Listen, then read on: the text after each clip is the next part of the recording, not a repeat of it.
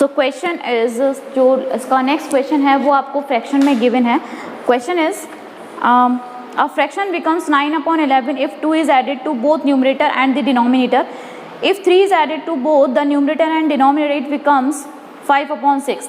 So find the fraction also. आपको fraction find out करना है. यहाँ पे कुछ फ्रैक्शन का मतलब होता है अपॉन में p/q जैसे हम पढ़ते हैं उसमें उसकी फॉर्म में आपको क्वेश्चन को बताना है. तो यहाँ पे मैंने सपोज कर दिया है let the numerator of the fraction be x ले लिया है क्योंकि x और y हमारे पास लीनियर इक्वेशन x और y में है, टू वेरिएबल्स में. तो न्यूमरेटर ऊपर वाला नंबर जो मैंने ले लिया है वो x ले लिया है एंड डिनोमिनेटर बी y ले लिया है. डिनोमिनेटर को मैंने y ले लिया. तो रिक्वायर्ड नंबर क्या हो गया आपके पास x एंड y हो गया. तो यहाँ पे रिक्वायर्ड फ्रैक्शन जो होगा वो होगा x/y. सो यहाँ पे बोला गया है कि जो फ्रैक्शन है x/y हमने ले लिया विच इज़ फ्रैक्शन.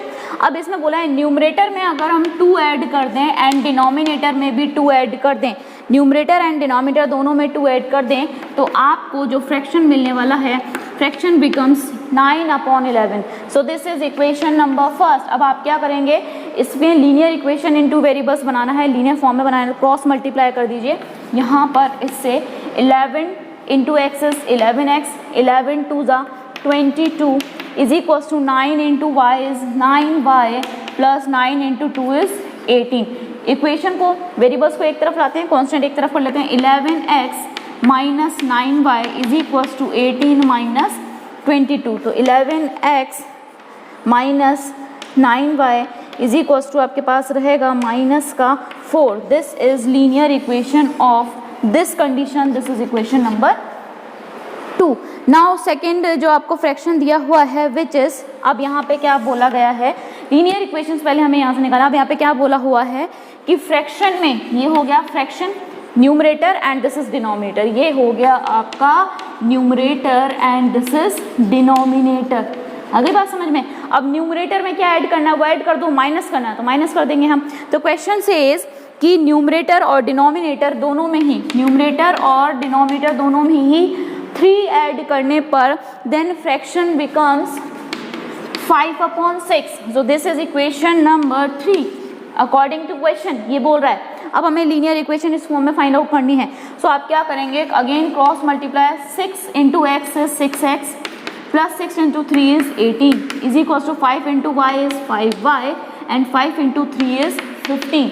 वेरिएबल्स को एक तरफ लेकर आते हैं, 6x यहाँ पे आ जाएगा तो माइनस का 5y हो जाएगा इज इक्वल्स टू 15. 18 को उधर लेकर जाएंगे तो माइनस का 18 हो जाएगा. क्लियर. यहाँ पे देखिए 6x minus 5y as it is रहेगा. ये नहीं कि इसमें से माइनस कर दिया, कुछ बच्चे इसको माइनस कर देंगे 1 ले आएंगे. यहाँ पे 2 वेरिएबल से ध्यान रखें, एक वेरिएबल होता तो हम माइनस कर देते हैं, यहाँ 2 वेरिएबल्स हैं इट मीन्स यहाँ पे कोई माइनस नहीं होगा. इज इक्वल्स टू यहाँ आ जाएगा minus of 3. So this is equation number 4. Clear? Now we have to solve these equation number 2 and 4 for finding the values of x and y. So these are the 2 linear equations which is 11x minus 9y minus 4 is equals to minus 4 and second one is 6x minus 5y is equals to minus of 3. अब इन दोनों equation में से हमें इन दोनों equations को आपको ऊपर नीचे रखना है और वहाँ से किसी एक इक्वेशन में से किसी एक की वैल्यू निकाल कर दूसरी इक्वेशन में पुट करनी है. जैसे मैंने इक्वेशन नंबर 2 में से x की वैल्यू निकाली है, दिस इज इक्वेशन नंबर 2. यहाँ से मैंने x की वैल्यू निकाल ली है तो ये एज इट इज आ जाएगा, x की वैल्यू ये हो गई. इक्वेशन नंबर 5 मैंने इसको नेम दे दिया. क्लियर. अब इस वैल्यू को मैं दूसरी इक्वेशन, मतलब ये जो मेरे पास थी इक्वेशन नंबर 4 में पुट करूँगी. तो मैंने यहाँ पे पुट किया है किधर, इस x की जगह इस वैल्यू को पुट किया है.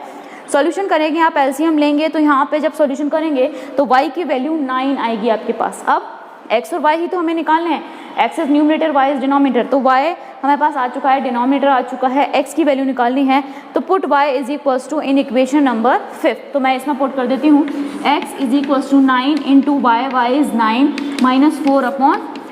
9 9 जा 81, 81 माइनस 4/11 करेंगे आप तो आपके पास आ जाएगा 81 माइनस 4 करेंगे आप तो आपके पास आएगा 77. 77/11 which is 77/11 is equals to 7. तो x की वैल्यू आपके पास आ चुकी है 7. अब रिक्वायर्ड फ्रैक्शन। आंसर किस फॉर्म में दिया जाएगा?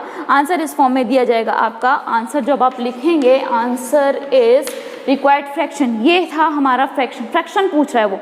x की वैल्यू क्या आई है? 7। इस वाली इक्वेशन में हमें रखना होगा। तो रिक्वायर्ड फ्रैक्शन इज 7। न्यूमरेटर क्या है? 7। x upon 7 x upon y ही तो था, हमने सपोज किया था। तो आंसर आ जाएगा x की वैल्यू आई है 7, y इज 9। ये हो गया 9। सो this is your answer. Clear? I hope समझ में आ गया होगा। न्यूमरेटर और डिनोमिनेटर दोनों को आपको सपोज करना है और उन्हीं के अकॉर्डिंग टू कंडीशन जो क्वेश्चन में गिवन है उन्हीं की वैल्यूज आपको x और y की वैल्यू आपको फाइंड आउट करनी है।